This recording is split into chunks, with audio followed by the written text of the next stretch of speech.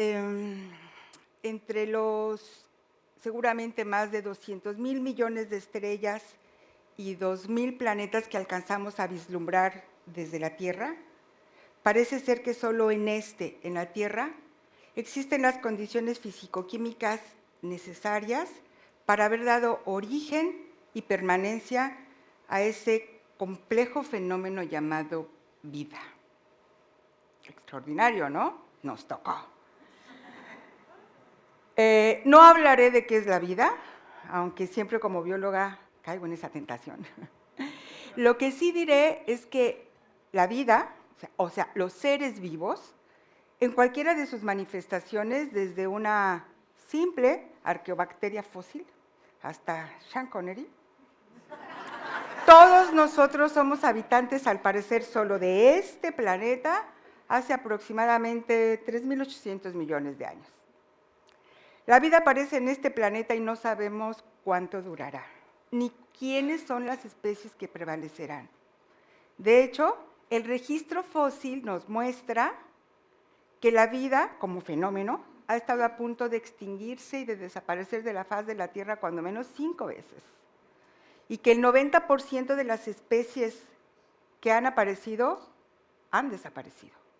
99, me parece, según un último registro. Es decir, que estamos vivas solo aproximadamente el 1%. Es decir, no hay nada seguro para nadie. Bueno, de entre todas las especies que hemos aparecido en este planeta, hay una a la que nosotros pertenecemos, Homo sapiens, que ha modificado significativamente las reglas de la naturaleza en tanto los equilibrios de las poblaciones, en particular la de la selección natural. Gracias a los avances de la medicina particularmente, sobrevivimos más de los que deberíamos sobrevivir, y nos reproducimos, y nos reproducimos, y nos reproducimos, y nos reproducimos, ¿no? ¿Por qué no? Generando con esto un problema y una situación sin precedentes para ninguna otra especie en el planeta. Según los cálculos que todavía he estado revisando, en esta década se alcanzarán los 8,000 millones de humanos. ¿Es el límite? ¿Cuál es el límite? ¿Hay límite? ¿Cuántos cabrán? ¿Cuántos cabremos? ¿Viviendo de qué manera? Hace poco, apenas en agosto del mes pasado, veíamos estas noticias en la prensa.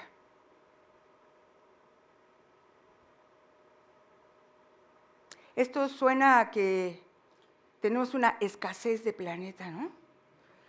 Y efectivamente, así es. El planeta ya nos está quedando chicos a nosotros como especie.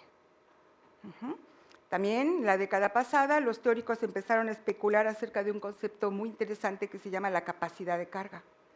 La capacidad de carga humana del planeta, es decir, cuántos seres vivos, cuántos humanos puede la Tierra sostener vivos.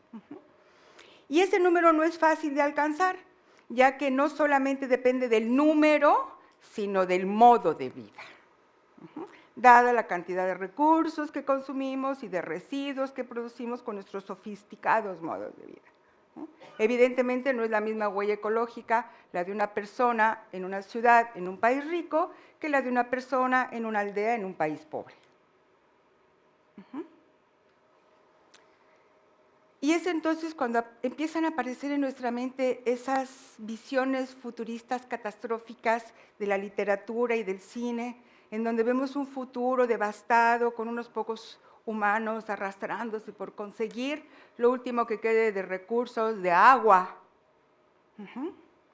Y bueno, yo no estoy aquí hoy para elaborar un discurso acerca de salvemos al planeta, porque el planeta no está en peligro. Lo que está en peligro es nuestra vida, la vida de nosotros, los seres humanos, y peor tantito, todo esto, nuestra civilización. Ese es el problema. ¿Cuáles son las posibles soluciones? La primera y la más importante para mí pasa por el tema de la explosión demográfica. Ese es un tema al que tenemos que abordar sí o sí, sin embargo, los resultados serán a largo plazo. La disminución voluntaria de la población humana irá llegando paulatinamente,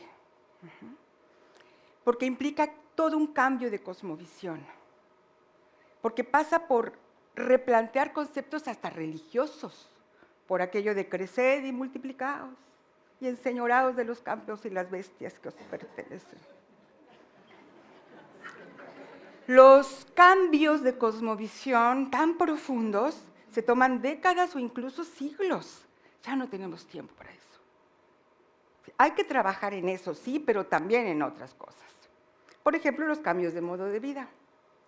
Ok, sí, también, ¿no? También eso se va a tomar mucho tiempo, porque hay que revisar el concepto del consumismo, de la economía de mercado, del bienestar como si solamente fuera bienestar económico, e incluso revisar el concepto de tener en lugar de ser.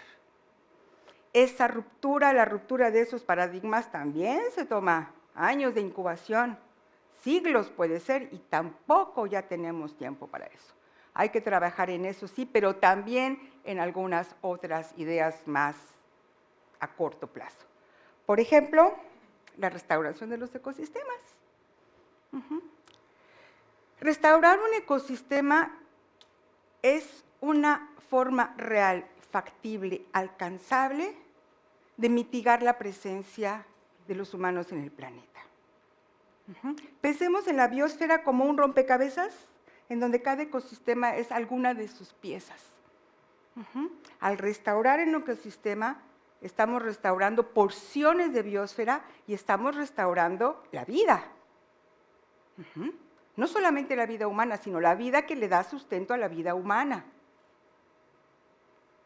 Yo creo en la restauración de los ecosistemas y eso es lo que hago. Y permítanme compartirles una experiencia de trabajo de los últimos 8 o 10 años. Estos eran los manglares de la laguna de Nichupté, estos que tenemos aquí atrás. Hace 10 años, en el 2005, unos días antes del paso del huracán Vilma. Lindos, ¿no? Estos eran los manglares de la laguna de Nichupté 6 días después del paso del huracán Vilma. Son fotografías de los mismos lugares. El panorama era desolador. La flora y la fauna. Y con ello todos los servicios ecosistémicos habían desaparecido. Y los servicios ecosistémicos que nos brinda el manglar, en particular en este lugar en donde vivimos y en donde tenemos todos nuestros proyectos puestos y nuestro amor, son muy importantes dada la ubicación geográfica del manglar, que ha quedado cautivo en medio del desarrollo turístico por un lado y de la infraestructura hermana por el otro. De la salud de este manglar depende la calidad del agua del sistema lagunar y la que llega al mar y a los arrecifes aledaños, cuya importancia turística y económica no está en discusión. De la salud de este manglar depende que siga funcionando como lo que es, una planta natural de tratamiento de aguas y evita que Cancún se convierta en una cloaca. De la salud de este manglar depende que siga funcionando como esa cortina viva de resistencia mecánica por sus poderosas raíces que se van kilómetros hacia abajo y que defienda toda la infraestructura turística y urbana de los embates que vienen del mar. Y además, estando en un lugar turístico, también se pierden todos los servicios escénicos que presta. En ese momento en México no teníamos experiencias significativas restaurando manglar, cuando pasó el huracán Vilma. Sabíamos por algunas experiencias ahí medio documentadas en el Pacífico, en marismas de Nayarit, que un manglar se tarda entre 25 y 30 años en recuperarse de manera natural. 25 o 30 años, la zona hotelera. Mucho tiempo para un ecosistema vital en un sitio natural. Para ese tiempo, yo, Patricia, tampoco tenía la más pálida idea de qué hacer.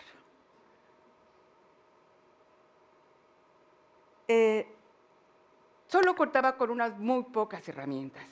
Mi formación como bióloga, mi sentido común, mi instinto felino y la confianza de mi jefe.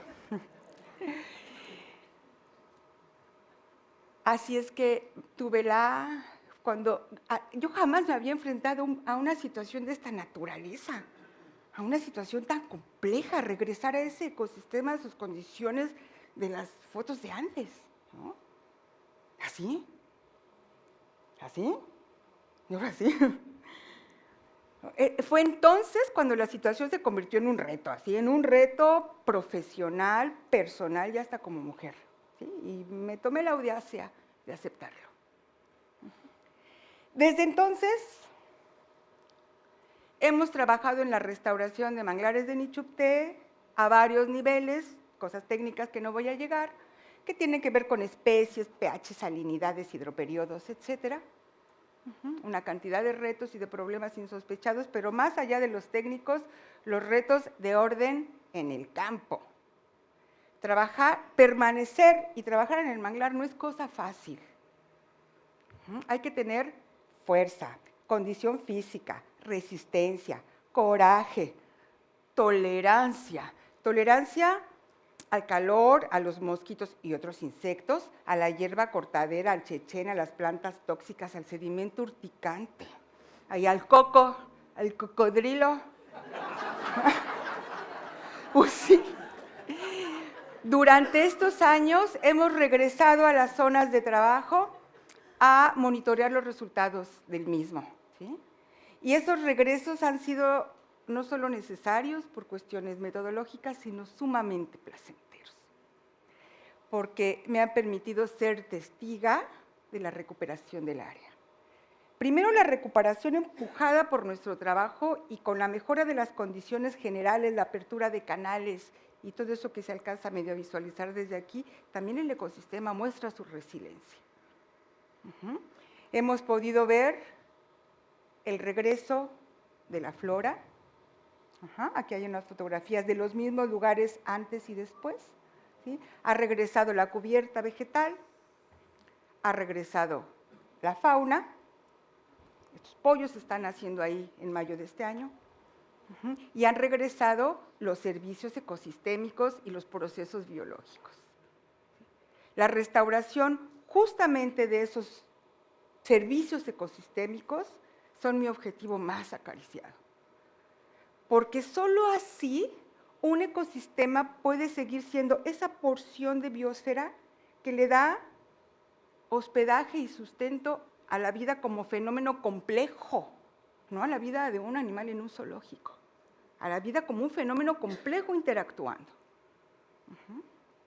Esta es una propuesta real, factible, con metas alcanzables desde el punto de vista económico, ¿sí? Desde el punto de vista de las capacidades que tenemos en México y aquí en Cancún, y es una propuesta factible para empezar la transición a un mejor futuro posible, distinto a ese devastador que nos ha mostrado la literatura y las películas. Yo creo en la restauración de los ecosistemas y pienso que mientras llegan los grandes cambios globales, podemos trabajar en pequeñas acciones locales. Cambios positivos clave que inspiren a los demás. Eso, por supuesto, pasa por reconstruir nuestros propios autoconceptos, nuestro propio autoconcepto como especie superior y nuestro concepto de civilización. Tenemos que incorporar a la ecuación de la civilización humana a la biosfera. A mí, Patricia, lo que me inspira es el amor a la vida. Cuando yo estudié biología, de mano de mis maestros, le pude arrancar a la vida algunos de sus secretos más íntimos. Y como suele suceder cuando de arrancar secretos íntimos se trata, me enamoré. Me enamoré de la vida y por eso trabajo, o sea, no solamente la vivo intensa y dichosamente, sino trabajo a favor de ella. Muchas gracias.